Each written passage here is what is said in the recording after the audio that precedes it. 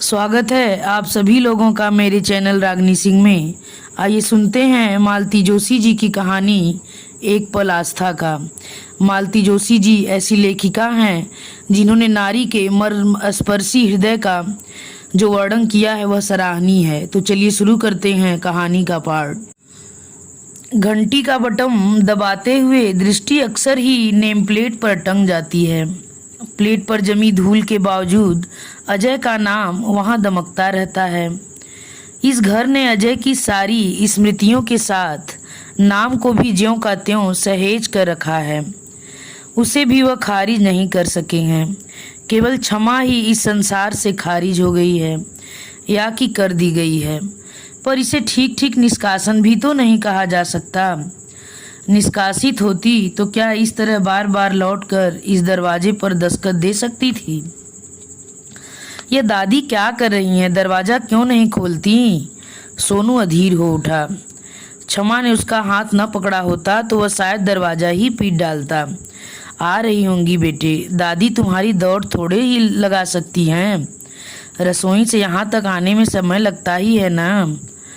उसकी बात पूरी भी न हो पाई थी कि दरवाजा खुल गया। दूसरे ही क्षण सोनू दादी के गले में झूल रहा था। आटे सने हाथों से ही वह उसे दुलरा रही थी, चूम रही थी। क्षमा मुग्ध होकर वह दृश्य देखती रही। उसके अंतर में एक टीस सी उठी और आंखें छलछला आईं। कौन आया है? भीतर से बाबूजी की खरखराती आवाज आई। तब जाकर अम्मा जी को होश आया कि क्षमा अब तक बाहर ही खड़ी है। अरे बाहर क्यों खड़ी हो, भीतर आओ ना, उन्होंने दरवाजा छोड़ते हुए कहा। शायद उन्होंने इतनी देर बाद महसूस किया हो कि दरवाजा तो वे घेर कर खड़ी हैं, कोई भीतर आए भी तो कैसे। उतनी देर में बाबूजी फिर एक बार पुकार चुके थे। सोनू को लेकर अम्मा जी उनके कमरे में गईं। देखो तो कौन आया है। अरे वाह, हमारे छोटे साहब आए हैं, बाबूजी ने गदगद स्वर में कहा। अजय की मृत्यु के बाद से वह सोनू को छोटे साहब ही कहने लगे हैं। शायद उस शून्य को इस संबोधन से भरना चाहते हों। सोनू दौड़कर बाबूजी की गोद में चढ़ गया था। उसे चूमते हुए उन्होंने पूछा, अकेला ही आया है? अकेला कैसे आएगा, बहू भी आई है ना। नाटक में अपनी एंट्री का इंतजार करते पात्र की तरह क्षमा एक ओर खड़ी थी। अम्मा जी की बात से जैसे उसे क्लू मिल गया। उसने आगे बढ़कर पहले अम्मा जी के फिर बाबूजी के पांव छुए। जीती रहो बेटी, सदा सुहागन रहो। क्षमा को लगा कि सदा सुहागन कहते हुए बाबूजी की आवाज़ कांप गई है। उसने आंखें उठाकर उनकी ओर देखा। हर बार की तरह आज भी लगा कि वे मृत्यु के एक कदम और पास पहुंच गए हैं। आप कैसे हैं बाबूजी?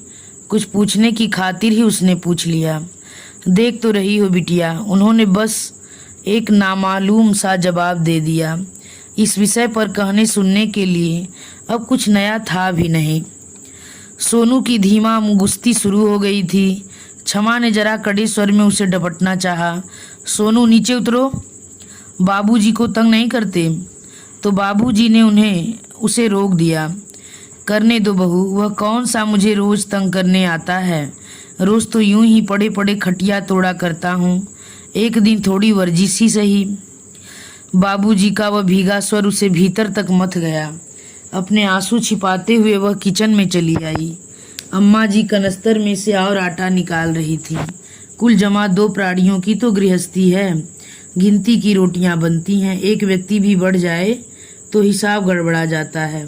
अम्मा जी आप रहने दीजिए, मैं बना लूँगी, उसने सिंक में हाथ धोते हुए कहा।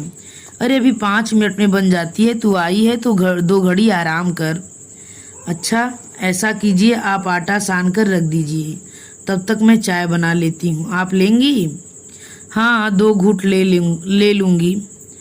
अपने बाबूजी से मत पूछना, वह मना नहीं करेंगे, पर नुकसान करती है उन्हें। वह चाय बना रही थी तब तक पूरा घर गाड़ियों के शोर से भर गया था।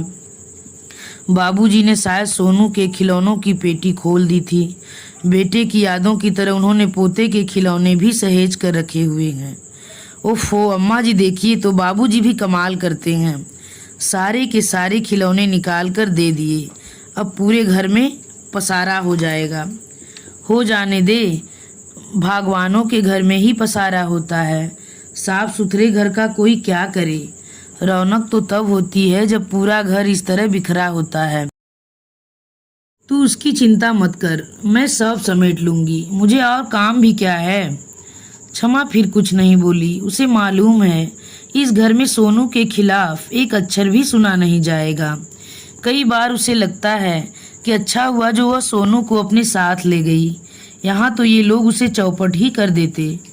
उसे साथ क्यों नहीं लाई? चाय पीते हुए अम्मा जी ने पूछा। किसे? क्या नाम है उसका? जितेंद्र। सत्यजीत नाम है, जीतू बुलाते हैं। हाँ, उसे भी ले आती ना, हमें अच्छा लगता। नहीं अम्मा जी, दोनों मिल जाते हैं तो बहुत तंग करते हैं, 5 मिनट चैन से बैठने नहीं देते। वैसे भी वो अपनी दादी के बगैर रहता नहीं है। ठीक तो है, बेचारों ने माँ की तरह पाला है। कहते हैं 20 दिन का था जब उसकी माँ मरी थी। अब वह अम्मा जी को कैसे बताती कि वह जीतू को जानबूझकर साथ नहीं लाई। उसकी दादागिरी से निजात पाने के लिए तो वह सोनू को यहाँ लाती है। 1 साल छोटा है सोनू से, पर हर वक्त उस पर हावी रहता है। इतनी सी उम्र में भी उसे एहसास है कि यह घर उसका है। इस घर की चीज पापा और दादी भी उसके हैं और वह हर वक्त उन पर अपना हक जताता रहता है। सोनू की तो वहाँ ले देकर एक मम्मी है, वह भी दबी दबी सी रहती हैं, इसलिए सोनू भी बेचारा बुझा बुझा सा रहता है। यहाँ आकर देखे कोई कैसी धमाक चौकड़ी चल रही है। तब तक अम्मा जी ने एक सब्जी का ठेला रोक लिया था। गोभी, मटर, आलू, टमाटर उसके सामने रखते हुए बोली, फटाफट एक सब्जी बना लो बिटिया। घर में सिर्फ लौकी बनी है, वह भी बिल्कुल फीकी। अब 2-2 सब्जियां नहीं बनाती न मैं, जो उनके लिए बनाती हूँ वही खा लेती हूँ। सब्जी छौंकते हुए उसने कहा, अम्मा जी मैं गरम फुलके उतार रही हूँ, आप बाबूजी को आवाज़ दे दीजिए। तेरे बाबूजी घर में हैं कहाँ? वे तो अपने राजकुमार के साथ बाजार गए हैं, तभी न घर में इतना सन्नाटा है। आप भी कमाल करती हैं अम्मा जी, ऐन खाने के वक्त उन्हें कहाँ भेज दिया। अरे मैं कौन होती हूँ भेजने वाली, और मेरे कहने से क्या वह जाते हैं। मुझे तो आज तक एक धनिया पत्ती भी लाकर नहीं दी, पर सोनू के आते ही जैसे उनके पाँव में पंख लग जाते हैं।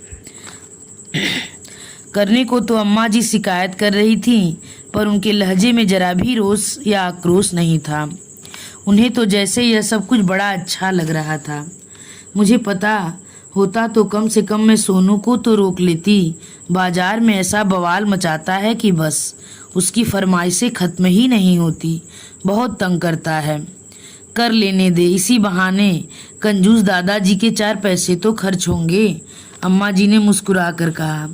बाबूजी बाजार से लौटे तो हाँफ रहे थे, सांस धौकनी की तरह चल रही थी। बाबूजी को इस तरह हाँफते देखती है तो क्षमा को हमेशा डर लगता है, कहीं यह उनकी आखिरी सांस न हो। सोनू लेकिन खुशी से उछल रहा था। मम्मी देखो, दादी देखो, कह कहकर अपनी सारी खरीदारी दिखा रहा था। क्षमा समझ गई कि उतनी सी देर में बाबूजी की जेब काफ़ी हल्का हो गई होगी। ऐसी भरी दोपहरी में आने जाने की क्या ज़रूरत थी बाबूजी, ये चीज़ें तो शाम को भी लाई जा सकती थी। अरे ये सामान तो ऐसे ही खरीद लिया, मैं तो खास इसके लिए गया था। उन्होंने रसगुल्ले का टिन पकड़ाते हुए कहा, हमारे छोटे साहब की खास पसंद। खाना खा लो बहू, आटा लगाकर बैठी है। आता हूँ भाई, जरा सांस तो सम पर आने दो, जरा इत्मीनान से बैठकर खाना खाऊंगा। गरम फुलके रोज थोड़े ही नसीब होते हैं। हाँ हाँ, रोज तो मैं जैसे बासी खाना ही खिलाती हूँ। एक और खड़ी क्षमा उस नोक झोंक का आनंद लेती रही। उसे हंसी भी आ रही थी और करुणा भी, क्योंकि वह जानती थी कि यह लड़ाई नहीं है, मन में उमकती खुशी को बाहर निकालने का एक बचकाना तरीका भर है। सोनू और बाबूजी को खाना खिलाने के बाद उन दोनों ने भोजन किया। क्षमा जब रसोई समेट रही थी, अम्मा जी बर्तन लेकर बैठ गईं। आजकल महरी नहीं आती क्या? अरे बहुत परेशान करती थी, कोई टाइम टेबल ही नहीं था, 2-2 दिन तक गोल कर जाती थी। फिर मैंने ही मना कर दिया, 2 आदमियों की रसोई में बर्तन ही क्या निकलते हैं, हाथों हाथ हो जाते हैं। तो आप उठिए, मैं करती हूँ। क्षमा ने कमर में पल्लू खोंचते हुए कहा। अरे रहने दो, वह बोली, पर क्षमा के एक बार इसरार करते ही उठ गई। क्षमा जानती है, हाथ बटाना चाहो तो वे मना नहीं करती, तुरंत मान जाती हैं। बेचारी थक जाती होंगी। यह भी कोई उम्र है खटने की? इस उम्र में तो औरत सपने देखती है सेवा करवाने के, पर भाग्य में हो तब तो। पिछले 2-3 बार से देख रही है कि बर्तन वे खुद कर रही हैं। कभी महरी की बीमारी का बहाना बना देती, कभी कहती शादी में गई है। पर सच आज सामने आ ही गया। पर उससे भी बड़ा सच यह है कि महरी की पगार अखर रही होगी, और इन लोगों का कोरी पगार से कभी मन भरता है? ऊपर से और भी बहुत कुछ देना पड़ता है। उतनी सी पेंशन में यह सब कैसे संभव है? यह तो अच्छा हुआ कि बेटे के राज में छोटा सा ही सही अपना एक घर हो गया। घर में फ्रिज, कूलर, मिक्सर, टीवी सब आ गया, पर गुजारा तो पेंशन पर ही करना पड़ता है। नौकर रखने लायक सा खर्च तो वह हो नहीं सकते। रसोई समेटने के बाद उसने कहा, अम्मा जी, कुछ बीनने चुनने का हो तो निकाल दीजिए, कुछ सिलाई का काम हो तो अभी बता दीजिए। सोओगी नहीं? नहीं, आप लेटिए, उसने अम्मा जी के लिए चटाई बिछाते हुए कहा। मुझे दिन में नींद नहीं आती, आप जानती तो हो। अम्मा जी ने दाल चावल के डिब्बे में और राई जीरा वगैरह की पुड़िया उसके सामने लाकर रख दी। बटन टाकने के लिए 2 कुर्ते भी निकाल कर दे दिए। चुटकी भर सुपारी मुंह में डालकर वह लेटी ही थी कि सोनू ठुनकता हुआ आया। दादी, हम शरबत पियेंगे। अभी नहीं बेटे, अपन 4 बजे बनाएंगे। नहीं, हमें अभी बनाकर दो। सोनू क्षमा ने डपटा, यह क्या हो रहा है? क्यों दादी को तंग कर रहे हो? करूँगा, वो मेरी दादी हैं। तुम्हारी दादी हैं तो क्या 2 घड़ी आराम भी नहीं करने दोगे? रहने दो बहू, वह कौन सा रोज मुझे तंग करने आता है? सुबह से शाम तक पसरी ही रहती हूँ। चल बेटा, अपन शरबत पियेंगे। घुटनों पर हाथ देते हुए वह उठी। अनजाने ही उनके मुंह से एक कराह सी निकल गई। थकान और पीड़ा के चिन्ह चेहरे पर साफ झलक रहे थे। वह बड़े मनोयोग से अपने नन्हे राजकुमार के लिए शरबत का सरंजाम करती रहीं और क्षमा असहाय सी सब देखती रही। आजकल सोनू ने यह नया तमाशा शुरू किया है। यहाँ आकर भी वह इसी तरह बात बात पर ठुनकने लगता है। जानता है कि यहाँ उसकी हर फरमाइश पूरी होगी और मम्मी डांट भी नहीं पाएंगी। दरअसल वह जाने अनजाने जीतू की नकल करने लगा है। वह भी इस तरह अपनी दादी को परेशान करता है। वह भी 12 साल की बच्ची की तरह उसके आगे पीछे डोलती रहती हैं। कभी कभी तो इतना गुस्सा आता है कि शरबत पीने के बाद सोनू दादी के बगल में आकर लेट गया। दादी, कहानी सुनाओ ना। बेटे, दिन में कहानी नहीं सुनाते, मामा रास्ता भूल जाता है। जीतू का मामा तो रास्ता नहीं भूलता, उसकी दादी तो उसे रोज कहानी सुनाती हैं। वह तेरी भी दादी हैं बेटे। नहीं, मुझे वैसी वाली दादी अच्छी नहीं लगती। क्यों रे? वो तो खूब सुंदर है, एकदम गोरी चिट्टी। एक बार बोल दिया ना, वो हमें अच्छी नहीं लगती। सोनू, यह क्या बदतमीजी है? आवाज़ नीची करो। हम आपसे बात नहीं कर रहे हैं, हम अपनी दादी से बोल रहे हैं। उसे तड़ से एक जड़ देने की इच्छा हुई, पर उठा हुआ हाथ बीच में रुक गया। पता नहीं अम्मा जी क्या सोचेंगी। उन्हें लगेगा कि वहाँ भी इसी तरह मारती धमकाती रहती होगी। तभी तो बच्चा ऐसा कुम्हलाया सा रहता है। कभी कभी लगता है जैसे सोनू उसका बेटा नहीं, किसी की अमानत है। उसका काम सिर्फ उसकी परवरिश करना है। अपने को थोड़ा संयत करके उसने सोनू से कहा, तुमने शरबत पी लिया ना? अब जाओ दादाजी के पास जाकर चुपचाप सो जाओ। 4 बजे तक कोई आवाज़ नहीं होगी, समझे?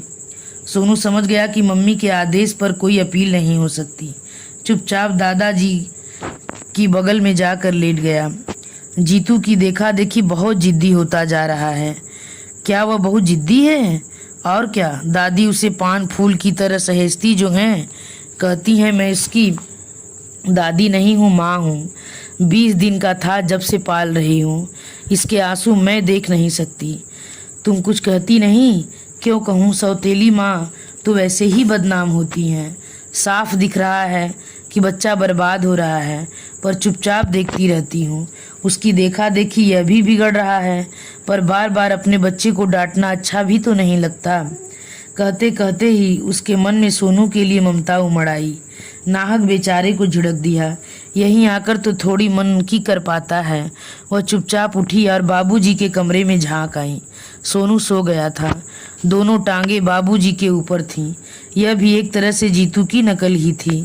उसे ठीक से सुलाने का ख्याल भी आया, पर बाबूजी की नींद टूट जाने के डर से चुपचाप अपनी जगह पर आकर बैठ गई। वे उसे प्यार तो करती हैं न? अम्मा जी ने बातों का सिलसिला पुनः प्रारंभ करना चाहा। कौन, मम्मी जी? क्या पता करती भी होंगी, कम से कम दुत्कारती तो नहीं है। मेरे लिए इतना ही बहुत है। और वह दुष्ट है न, वह तो सोनू को दादी के पास फटकने भी नहीं देता, जैसे वह उसकी अकेली की प्रॉपर्टी है। श्री राम, अम्मा जी ने एक उसास भरी और करवट बदल कर लेट गईं, पर क्षमा बिना देखे भी जान गई किस समय उनकी आंखें गीली हो रही थीं। कब झपकी लग गई पता ही नहीं चला। क्षमा वही नंगे फर्श पर हाथ का तकिया बनाकर लेट गई थी। अम्मा जी ने चाय के लिए जगाया तब 5 बज रहे थे। कुछ बिछाकर तो सोती बिटिया, शरीर अकड़ जाएगा ना। कप हाथ में लेते उसने देखा कि अम्मा बाबूजी कहीं जाने के लिए तैयार खड़े हैं। सोनू जी भी बैग से कपड़े निकालने की कोशिश कर रहे हैं। आप लोग कहीं जा रहे हैं? उसने सोनू को कपड़े पहनाते हुए पूछा। हाँ, थोड़ा बाजार हो आते हैं। अभी सुबह तो इतनी सारी चीजें लाए हैं। वो तो फालतू सी चीजें थी, इसका जन्मदिन आ रहा है ना, एक ड्रेस ले आते हैं। उसमें तो अभी 1.5 महीना बाकी है बाबूजी, तब तक तो यह उन कपड़ों की गद बना देगा। कोई बात नहीं, हमारी तरफ से एडवांस गिफ्ट ही सही। बेटे, तुम 1.5 महीने की बात करती हो, मुझे तो अपने कल पर भी भरोसा नहीं रहा, इसलिए जो बात मन में उठती है कर डालता हूँ, उसे अगली घड़ी पर नहीं छोड़ता। वह चुप हो गई। बाबूजी आजकल बात बात पर मृत्यु का हवाला देने लगे हैं। जवान बेटे की मृत्यु ने उन्हें जीवन की क्षणभंगुरता का निकट से परिचय करवा दिया है। जाने के लिए दोनों मानसिक रूप से तैयार बैठे हैं। पता नहीं कौन पहले जाएगा, पर पीछे जो भी रहेगा वह बहुत दुखी होगा। उन लोगों के चले जाने के बाद क्षमा को एहसास हुआ कि उससे एक बार भी चलने को नहीं कहा गया। शायद वे सोनू के सानिध्य में किसी से हिस्सा बांट करना नहीं चाहते थे, या शायद सोनू ने ही मना कर दिया हो। उसे आजकल मम्मी की टोका टाकी अच्छी नहीं लगती। अब इस खाली समय का वह क्या करे? शाम के खाने का भी कोई झंझट नहीं है। बाबूजी तो रात को खिचड़ी ही खाते हैं। सुबह की सब्जी और 2-4 रोटियां पड़ी हैं, सास बहू आराम से खा लेंगी। न हुआ सोनू के लिए 2 पराठे सेक देंगी। उसने रसोई पर सरसरी नज़र डाली। वहाँ काफ़ी कुछ करने की गुंजाइश थी। अम्मा जी से तो आजकल कुछ होता नहीं, सारा उत्साह ही जैसे निचुड़ गया है। स्टूल पर चढ़कर उसने सेल्फ से सारे डब्बे उतार लिए। आधे से ज़्यादा तो खाली ही थे। उन्हें अलग करके शेष डिब्बों को उसने धो पोंछ कर चमकाया और तरतीब से जमा किया। किचन टेबल पर लगी कालोंच चाकू से रगड़कर साफ कर दी। सिंक में ब्रश फेरा, पानी भरने के बर्तनों को मांज कर रख दिया। रसोई के बाद उसने बाबूजी के कमरे की ओर रुख किया। उनके पलंग की चादर बदली, किताबों की अलमारी ठीक से जमाई, इधर उधर पड़े हुए अखबारों को तहा कर रखा। दवाइयों की अलमारियों का कागज बदला। खाली शीशियां और दवाइयों की पन्नियां डस्टबिन में फेंक दी। फ्रीजर खोला, देखा डिफ्रास्ट करना जरूरी था। उसे रात के लिए मुलतवी करके उसने सोफा कवर बदले कारपेट झटकारा। जूतों की अलमारी ठीक की। टीवी का स्क्रीन पोंछते हुए अनायास उसकी नज़र अजय के फोटो से टकराई और उसके हाथ वही रुक गए। इतने मनोयोग से वह काम किए जा रही थी कि अनायास एक धक्का सा लगा। वह यहाँ क्या कर रही है, क्यों कर रही है? इस घर में उसकी दखलंदाजी कहीं अनधिकार चेष्टा तो नहीं? इस ललक से उसने अपने नए घर में तो कभी कोई काम नहीं किया। क्यों? क्योंकि वह घर मम्मी जी का था। वह गृहस्थी मम्मी जी की थी। उस घर की ही हर वस्तु पर उनकी छाप थी। छोटे बड़े हर निर्णय पर उनकी मुहर थी। नाश्ते में क्या बनेगा, खाने में सब्जी कौन सी पकेगी, दाल कौन सी चढ़ेगी, सब वही तय करती थी। धोबी की डायरी, दूध के कूपन, बनिए की कॉपी, गैस की पासबुक, सब कुछ उनके पास था। बेचारी अम्मा जी निवृत्त होने के बाद दोबारा जबरदस्ती गृहस्थी में झोंक दी गई। अब वे बेमन से बेगार ढो रही थीं, पर मम्मी जी तो शायद कभी निवृत्त हुई ही नहीं, न मन से न शरीर से। बहू के आने के बाद शायद स्थितियां कुछ बदली होंगी, पर उसके लिए भी समय कहाँ मिला। साल भर तो 30 त्योहार और सैर सपाटे में ही निकल गया होगा। उस दौरान जीतू ने भी अपने अस्तित्व की सूचना दे दी थी। जीतू के जन्म के बाद तो 20वें दिन ही बेचारी चल बसी। कुल 15 महीनों में सारा नाटक समाप्त हो गया। घर की जिम्मेदारियों के साथ मम्मी जी पर एक बच्चे का बोझ भी आ पड़ा, पर वे उसे खूब मुस्तैदी से निभा रही हैं। बेटे की गृहस्थी में वे इतनी रच बस गई हैं कि कभी लगता ही नहीं कि वह मजबूरी में यह सब कर रही हैं। क्षमा ने सोचा था उसके जाते ही वह कहेंगी, लो भाई अब अपना कारोबार संभालो और मुझे छुट्टी दो, पर उन्होंने कभी कहा ही नहीं। शादी को 13 महीने हो चले हैं, पर क्षमा की हैसियत अब भी वहाँ मेहमान की तरह ही है। कभी कभी उसे लगता है कहीं वह अनचाही मेहमान तो नहीं है। अपने सुदर्शन पुत्र के लिए मम्मी जी ने जरूर किसी कुंवारी कन्या की कामना की होगी। बेटा अगर जिद पर न अड़ गया होता तो वह अपनी कामना जरूर पूरी करके रहती। तीनों बाजार से लौटे तब दिया बत्ती हो चुकी थी। सोनू तो किलकारियां भरता हुआ लौटा था, पर वे दोनों बेहद थक गए थे। अम्मा जी ने आते ही क्लांत श्रांत स्वर में कहा था, एक कप चाय बना दे बिटिया, अपने बाबूजी को भी दे देना। एकदम पस्त हो गए हैं। वह कहना चाहती थी कि ऑटो कर लिया होता, पर चुप रह गई। घर की चरमराती आर्थिक अवस्था वह देख रही है। उस पर सोनू की मेहमानवाजी का अतिरिक्त भार भी वह महसूस कर रही थी। चुपचाप चाय बनाने चली गई।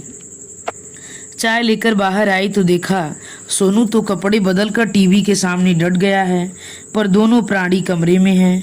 अम्मा जी तो कोरी साड़ी पहनकर ही बिस्तर में पसर गई थीं। बाबूजी आराम कुर्सी में लेटे हुए थे। घर को देखकर ही लगता है कि यहाँ लक्ष्मी का फेरा हुआ है। अम्मा जी ने कहा, और क्या, तुमने तो इसे भूतों का डेरा बना डाला था। अम्मा जी उखड़ गईं, देखो 2 वक्त पका कर दे रही हूँ, इसे ही गनीमत समझो, इससे ज्यादा का मेरा बूता नहीं है। हाँ जानता हूँ भगवान, सब समझता हूँ, मैं तो मजाक कर रहा था, पर तुम तो आजकल मजाक भी नहीं समझती, एकदम चढ़ बैठती हो। फिर बाबूजी क्षमा की ओर मुखातिब हुए, सच बिटिया, सिर्फ हम ही तुम्हारा इंतजार नहीं करते, यह घर भी तुम्हारी बाट जोहता रहता है। बाबूजी का स्वर भीगा हुआ था। क्षमा का भी गला भर आया। बोली, बाबूजी, मैंने तो कभी इस घर से जाना ही नहीं चाहा था, आप ही ने। हाँ, मैंने ही जबरदस्ती तुम्हें भेज दिया, यही न। यह काम मैंने बहुत खुशी से नहीं किया बिटिया, कलेजे पर इतना बड़ा पत्थर रखना पड़ा था। बहुत मजबूरी से मैंने यह कदम उठाया था, क्योंकि ज़माना बहुत ख़राब चल रहा है। एक अकेली औरत को लोग चैन से जीने नहीं देते। तुम्हारा कोई भाई होता या माँ ही जिंदा होती तो कोई चिंता नहीं थी, पर केवल हमारे सहारे तो तुम इतना बड़ा जीवन काट नहीं सकती थी। उन दिनों तुम नौकरी पर भी जाती थी तो तुम्हारे लौटने तक हमारे प्राण अधर में लटके रहते थे। अब तुम अपने घर में सुरक्षित हो, हम लोग भी चैन की नींद सो लेते हैं। कभी कभी लगता है बाबूजी की सोनू के हक में यह अच्छा नहीं हुआ। मुझे तो घर मिल गया, पर एक तरह से वह बेघर हो गया है, अपनी जड़ों से उखड़ गया है। काश वह यहाँ रह पाता। अगर उसे ही रखने लायक होते तो क्या हम तुम्हें यहाँ से जाने देते? नहीं बिटिया, हमारा अब कोई भरोसा नहीं है। पके फल हैं, किस दिन टपक जाएंगे कह नहीं सकते। फिर तो उसे तुम्हारे पास भेजना ही पड़ेगा। उतनी देर बाद क्या वह उस घर में एडजस्ट हो पाएगा? क्या वे लोग उसे सहज भाव से स्वीकार कर पाएंगे? और हम उसे रख भी लें तो बच्चे के मन में सदा के लिए गांठ पड़ जाएगी कि मम्मी अपने सुख के लिए मुझे छोड़कर चली गई। और सच बात तो यह है कि बेटा कि हम लोग उसे केवल प्यार दे सकते हैं, दुलार दे सकते हैं, पर बढ़ते हुए बच्चे के लिए रख रखाव भी जरूरी है, सार संभाल भी जरूरी है। यह काम दादा दादी के वश का नहीं है। इसके लिए बाप और माँ दोनों का स्नेह चाहिए। अनुशासन चाहिए। तुम यह बात मन से एकदम निकाल दो कि तुम सोनू के साथ कोई अन्याय कर रही हो।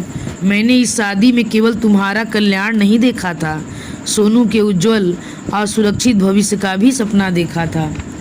बाबूजी उसे हमेशा इसी तरह आश्वस्त करते हैं, सांत्वना देते हैं।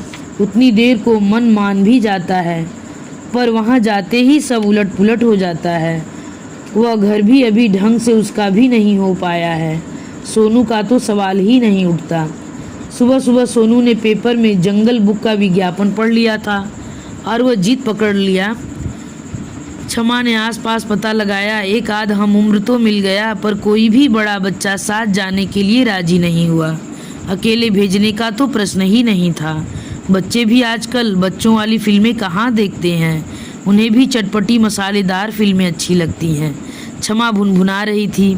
मैंने ढेर सारे कपड़े गला रखे हैं, फ्रिज भी डिफास्ट हुआ पड़ा है, नहीं तो मैं ही चली जाती, पर 10 बजे तक तो यह सब समेटना मुश्किल है। हम तो चले जाते हैं, बाबूजी ने कहा। आप? क्यों, हम क्या इतने बूढ़े हो गए हैं कि पिक्चर भी नहीं जा सकते? क्यों भगवान? क्षमा ने सोचा था कि अम्मा जी साफ मना कर देंगी, पर वे तो एकदम तैयार हो गई। क्षमा समझ गई वह जैसे सोनू के साथ का एक पल भी खोना नहीं चाहती। बाबूजी भी जैसे सोनू की हर इच्छा पूरा करने का संकल्प लिए हुए हैं। फिर उसने कोई प्रतिवाद नहीं किया और सोनू को तैयार करने लगी। चलते समय सोनू का वाटर बैग, सैंडविच और रुमाल के साथ एक 50 का नोट भी अम्मा जी के हाथ में ठूस दिया। बाबूजी से तो कहते मुझे संकोच होता है, पर आप लोग बस या टेम्पो के झंझट में मत पड़िएगा, दोनों वक्त ऑटो ही कीजिएगा। बाबूजी से कहते हुए सचमुच संकोच होता है। उनका आजकल एक ही तकिया कलाम है, हमने तुम्हारा कन्यादान किया है, अब तुमसे कुछ लेने का हमारा हक नहीं बनता।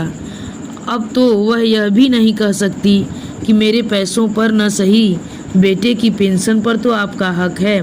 बाबूजी जानते हैं कि शादी के साथ वह पेंशन भी बंद हो गई है। उन लोगों के जाने के बाद उसने सबसे पहले कपड़ों को निपटाया।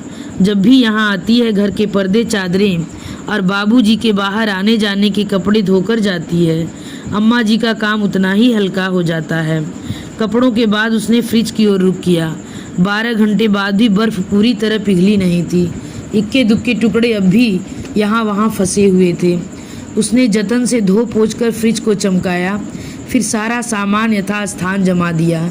सामान वैसे था ही क्या, हाँ 5-6 तरह की सब्जियां जरूर थीं।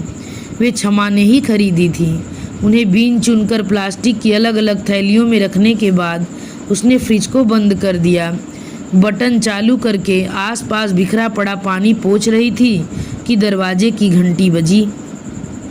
दरवाज़ा खोल कर देखा, श्याम सुंदर थे। पता नहीं क्यों इस घर में उन्हें देखकर वह असहज हो जाती है। अंदर आ सकता हूँ? ओह आइए न, बैठिए, उसने कुर्सी की ओर संकेत करते हुए कहा और पानी लाने चली गई। अपनी शर्म और हड़बड़ाहट छिपाने का यही एक उपाय था। और लोग कहाँ हैं? पानी का गिलास लेते हुए श्याम सुंदर ने पूछा। पिक्चर गए हैं। सोनू बहुत जिद कर रहा था। अच्छा हुआ जो तुम नहीं गई, नहीं तो मेरा चक्कर बेकार हो जाता। कोई खास काम था? यहाँ आने के लिए कोई खास काम ही होना चाहिए। तुमसे मिलने भी तो आ सकता हूँ। मेरा मतलब यह नहीं था। मेरा मतलब था, उसके वाक्य पूरा करते नहीं बना, क्योंकि अभी अभी उसने लक्ष्य किया था कि वे दोनों अजनबियों की तरह आमने सामने बैठे हुए हैं। वह उनसे एक सुरक्षित दूरी बनाए हुए हैं और नितांत औपचारिक ढंग से बातें कर रही हैं। तुम्हारा मतलब कुछ भी रहा हो, मैं बुरा नहीं मानूंगा, क्योंकि मैं इससे भी कड़वी बातें सुनकर आ रहा हूँ। कहाँ से? साकेत से। हे भगवान, आप साकेत क्यों गए थे? मेरी किस्मत खराब थी और क्या। मम्मी ने बताया तुम घर गई हो तो सीधे तुम्हारे पापा के यहाँ चला गया। यहाँ का ख्याल ही नहीं आया। अब क्षमा कैसे कह दे कि घर के नाम पर यही घर याद आता है, पीहर का तो ख्याल ही नहीं आता। दरअसल सोनू बहुत जिद कर रहा था। उसने क्षमा याचना के से स्वर में कहा, ठीक तो है, ये लोग भी उसकी बाट जो होते रहते हैं। हाँ, सोनू के आने से उनकी ज़िंदगी में थोड़ी सी रौनक हो जाती है। देखिए न, कल से उसे लेकर घूम रहे हैं। पता नहीं कितना रुपया फूंक डाला होगा। मुझे तो कभी कभी इतना संकोच हो जाता है। कभी कभी साकेत भी हो आया करो। तुम्हारे पापा भी एकदम अकेले हैं। कुछ कह रहे थे? खूब सनक रहे थे। मैंने तुम्हारे बारे में पूछा तो वे बोले वह यहाँ क्यों आने लगी, उसके सगे तो वहाँ विष्णुपुरी में बसते हैं। उन लोगों ने शादी क्या करवा दी, वे उसके लिए सबसे बड़े धर्मात्मा पुण्यात्मा हो गए। कल को जब बेटे को बेदखल कर देंगे तब इसे अकल आएगी। फंड पर तो हाथ साफ ही कर दिया है, अब पेंशन पर भी डकार रहे हैं। क्या बात करते हैं, आपने बताया नहीं कि? अरे भाई, सब बता दिया। पहले भी कई बार बता चुका हूँ कि फंड फिक्स्ड में डाल दिया है। पेंशन सोनू के नाम से जमा हो रही है। उसे क्षमा की मर्जी के बिना कोई छू भी नहीं सकता, पर उन्हें विश्वास ही नहीं होता। उन्हें तो यह भी डर है कि ये लोग सोनू को जायदाद से बेदखल कर देंगे। कौन सी जायदाद? यह छोटा सा घर न। हाँ, पापा को डर है कि बाबूजी यह घर अपनी बेटी के नाम कर जाएंगे और सोनू टापता रह जाएगा। कह रहे थे मेरी बेवकूफ़ बेटी ने अपने लिए तो घर ढूंढ लिया, पर अपने बेटे को बेघर कर दिया। शर्म और संकोच से गड़ गई क्षमा। उसे पापा पर इतना गुस्सा आ रहा था। यह बात क्या उसके पति से कहनी चाहिए? पता नहीं क्यों वह क्षमा की इस दूसरी शादी से बौखलाए हुए हैं। शायद उन्हें बाबूजी की नीयत पर भरोसा नहीं है, या कि उन्हें उम्मीद थी कि पति की मृत्यु के बाद क्षमा उनके पास आ जाएगी और उनका बुढ़ापा आराम से कट जाएगा। पर यह शादी नहीं भी होती तो क्षमा अम्मा बाबूजी के पास ही रहती, पापा के पास कभी भी नहीं जाती। सोनू को लेकर तो कभी भी नहीं। अब भी अगर लौटना हुआ तो इसी घर में लौटेगी।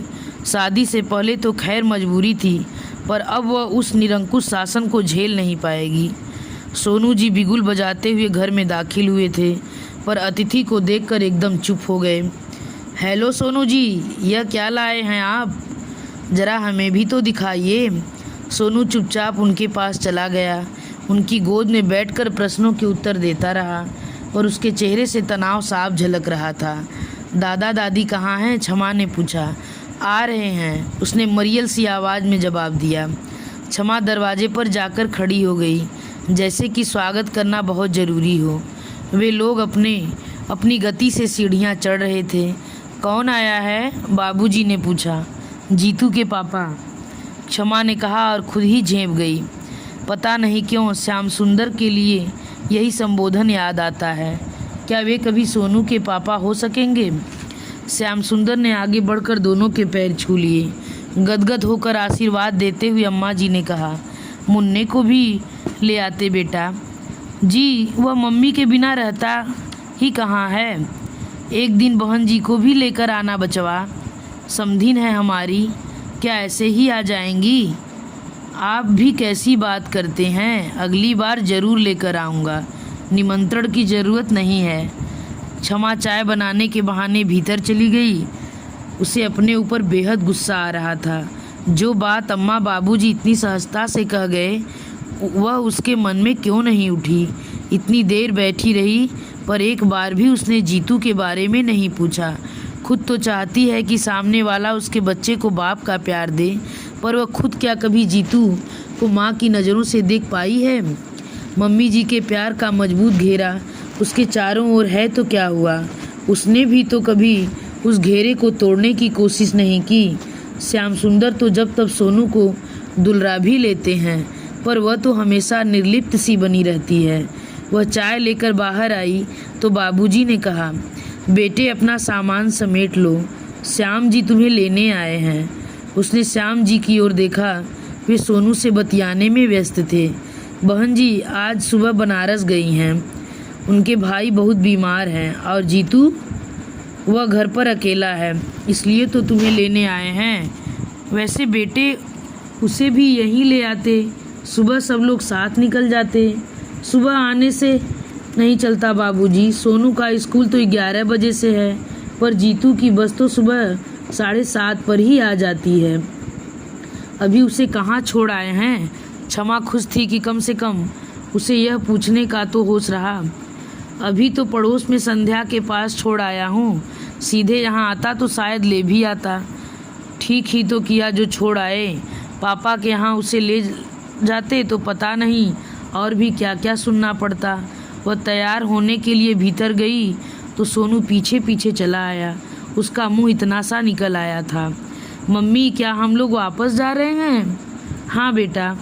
पर क्यों? आपने तो कहा था मंडे तक रहेंगे। कहा था, पर वहाँ अपना जीतू अकेला है ना, इसलिए जा रहे हैं। क्यों, उसकी बड़ी मम्मी कहाँ गई? बेटे वह आपकी भी बड़ी मम्मी है। ठीक है, पर वे कहाँ गई? बनारस गई हैं, बड़े मामा जी वहाँ बीमार हैं ना। अब जीतू घर पर एकदम अकेला है, तो उसने पापा से कहा कि सोनू भैया को ले आइए, इसलिए पापा को आना पड़ा। सोनू बहुत खुश तो नहीं हुआ, पर उसके चेहरे का तनाव जरूर कम हो गया। हमारी किसी को ज़रूरत है, यह बात बच्चों के अहंग को भी तृप्त करती है। जैसे, दादाजी मैं अपना नया वाला हेलीकॉप्टर ले जाऊं? बिल्कुल ले जाओ, तुम्हारे लिए ही तो लाए हैं। और पुरानी वाली ट्रेन, वह भी ले जाओ, और नई वाली ड्रेस भी जन्मदिन पर पहनना। सोनू के जन्मदिन पर आपको भी आना है बाबूजी, श्याम सुंदर ने कहा तो क्षमा को अच्छा लगा। सोनू का पिछला जन्मदिन तो शादी के तुरंत बाद ही पड़ा था। वह जानबूझकर चुप कर गई थी। सोनू को भी अपना जन्मदिन जीतू की बर्थडे पार्टी पर याद आया था। तब श्याम सुंदर ने क्षमा को बहुत डांटा था। इस बार तो सोनू का जन्मदिन भी उतनी ही धूमधाम से मनेगा, वह जानती है। नीचे उतरने तक उसने बड़ी मुश्किल से सब्र किया। सड़क पर आते ही बोली, चलने के लिए आप मुझसे भी तो कह सकते थे, बाबूजी से कहलवाने की क्या ज़रूरत थी। दरअसल मैं थ्रू प्रॉपर चैनल अप्लाई करना चाहता था, इससे बड़े लोग ज़रा खुश हो जाते हैं। अरे बहुत खुश हैं वो, दोनों ने आपको एक ग्रेड दे रखी है। वैसे उनसे थोड़ा सा झूठ बोला हूँ मैं, मामा जी कल रात को ही कूच कर गए हैं, पर बुजुर्गों को एकदम किसी की मौत की खबर नहीं सुनानी चाहिए, शॉक लगता है। इसलिए तो मैंने जीतू को भी मम्मी के साथ नहीं भेजा, बच्चे भी उस माहौल से खौफ खा जाते हैं। पिछली बार नानी के समय गया था तो बहुत अपसेट हो गया था, हफ्तों गुमसुम बना रहा, ऊटपटांग सवाल पूछता रहा। मम्मी उसे छोड़कर जाने को तैयार नहीं थी, पर मैं भी अड़ गया। मैंने कहा आपकी मर्जी है, जाना चाहो तो जाओ या न जाओ, पर मैं बच्चे को उस माहौल में नहीं भेजूंगा। जीतू के जाने का तो खैर सवाल ही पैदा नहीं होता, पर आपको तो जाना चाहिए था, सुबह ही जाकर मुझे ले आते तो अच्छा था। तुम्हें क्या लगता है मम्मी उसे तुम्हारे भरोसे छोड़कर चली जाती? वह तो फिर शायद अपना जाना ही मुलतवी कर देती। मेरे पास छोड़ गई हैं, यही गनीमत समझो। श्याम सुंदर बोल तो गए, पर तुरंत ही उन्हें लगा कि बहुत गलत बात कह गए हैं। बात का रुख बदल कर बोले, मामा जी की मृत्यु का अफसोस तो है, पर जीतू के हक में एक बात अच्छी हुई है। मम्मी के मोहपास से उसे थोड़ी मुक्ति तो मिली है। वह तो उसे बिल्कुल बच्चा बनाए हुए हैं, लगता है कभी बड़ा होने ही नहीं देंगी। कोई माँ नहीं चाहती कि उसका बच्चा बड़ा हो। क्यों? क्योंकि बड़े होकर बच्चे अपने नहीं रह जाते, पराये हो जाते हैं। Very strange and very selfish also. यह तो बहुत ही स्वार्थ भरा दृष्टिकोण है। सो तो है। अब थोड़ी बच्चों के स्वार्थ की भी तो बात हो जाए। घर पास आ गया है ना, 2 आइसक्रीम के कप खरीद लेते हैं। पहली बार ऐसा हुआ कि वह बड़े आवेग के साथ घर की सीढ़ियाँ चढ़ी। बड़ी आतुरता से उसने दरवाजे का ताला खोलते हुए कहा, सोनू जाओ तो बेटे संध्या दीदी के यहाँ, ये जीतू को ले आओ। कहना मम्मी तुम्हारे लिए एक चीज़ लाई है। सोनू दौड़ता हुआ पड़ोस में गया। उसके चेहरे का तनाव अब एकदम गायब था, पर जीतू को देखकर लगा वह तनाव अब उसके चेहरे पर छा गया है। बेचारा लड़का, अपनी माँ को तो उसने कभी देखा ही नहीं था, पर जिसने माँ की तरह पाला पोसा था, उससे पहली बार बिछुड़ने की पीड़ा उसके चेहरे पर साफ अंकित थी। देखो हमारी मम्मी तुम्हारे लिए क्या लाई हैं। सोनू ने आइसक्रीम का कप उसके सामने करते हुए कहा। सोनू, क्षमा ने घुड़का, यह हमारी तुम्हारी क्या होता है? मम्मी दोनों की होती हैं, समझे? सोनू थोड़ा सा सहम गया, पर जीतू ने कोई प्रतिक्रिया व्यक्त नहीं की। पापा की बगल में खड़ा हुआ वह चुपचाप अपना कप खाली करता रहा। उसे थपथपा कर क्षमा ने कहा, अब दोनों बच्चे बड़ी मम्मी के कमरे में खेलेंगे, शोर नहीं करेंगे, लड़ेंगे भी नहीं। तब तक मम्मी खाना बनाती है। खाना खाकर थोड़ा आराम करेंगे, फिर शाम को मम्मी पापा के साथ पार्क में घूमने जाएंगे, ठीक है? पार्क में फिर से आइसक्रीम मिलेगी? सोनू ने पूछ ही लिया। बिल्कुल मिलेगी, लेकिन उसके लिए पहले राजा बेटा बनना होगा। Now get set and go. Sonu दौड़ता हुआ बड़ी मम्मी के कमरे में चला गया। जीतू भी पैर घसीटता हुआ उसके पीछे जाने लगा। आप जरा ध्यान रखिएगा, इन लोगों का कोई भरोसा नहीं है, एकदम हाथापाई पर उतर आते हैं। उसने श्याम सुंदर को हिदायत दी और किचन में वह पहली बार अपनी मर्जी से खाना बना रही थी। जिस तरह आज सोनू एकदम तनाव मुक्त हो गया था, वह भी बहुत हल्का महसूस कर रही थी। उसका तो गुनगुनाने का मन हो रहा था। पहली बार वह इस घर में खुलकर सांस ले रही थी। मम्मी जी का व्यक्तित्व उस पर इस कदर हावी था, इसका यह प्रमाण था। आधे घंटे में उसने सारा काम निपटा दिया।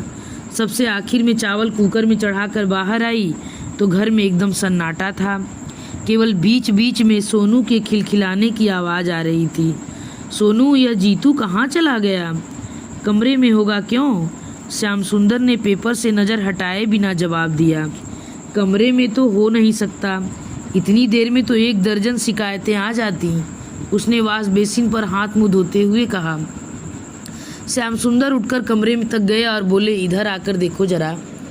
क्षमा ने जाकर देखा, सोनू बड़े मज़े से जीतू की पटरियों वाली ट्रेन चला रहा था और जीतू सोनू का नया हेलीकॉप्टर गोद में लिए चुपचाप उसे देख रहा था। क्षमा, तुमने मार्क किया? मम्मी को गए अभी 24 घंटे भी नहीं हुए हैं और यह लड़का कितना शरीफ बन गया है। क्षमा ने तड़प कर पति को देखा। कैसे बाप हैं ये, बेटे का दर्द नहीं समझते। जिसे वह शराफत समझ रहे हैं वह डर है, मन में छिपी असुरक्षा की भावना है। सोनू जानता है कि आज घर में मम्मी की सत्ता है, इसलिए इतना दिलेर बना हुआ है। उसी तरह जीतू भी जान गया है कि आज घर में उसका सरपरस्त कोई नहीं है। बेचारा बच्चा मम्मी जी के आंचल की छाह जरा सी हटते ही तपती रेत पर खड़ा हो गया है। क्षमा का मन तो ममता से भर आया। उसने जीतू को गोद में ले लिया और दुलारते हुए बोली, मेरा राजा बेटा भूखा है ना? देखो तो चेहरा कैसा निकल आया है। मम्मी अभी 5 मिनट में अपने बेटे के लिए खाना लगाएंगी। हाँ? फिर कुछ कड़े स्वर में सोनू से कहा, सोनू, तुम ये सारी चीज़ें जगह पर रखने के बाद ही कमरे से बाहर जाओगे, समझे?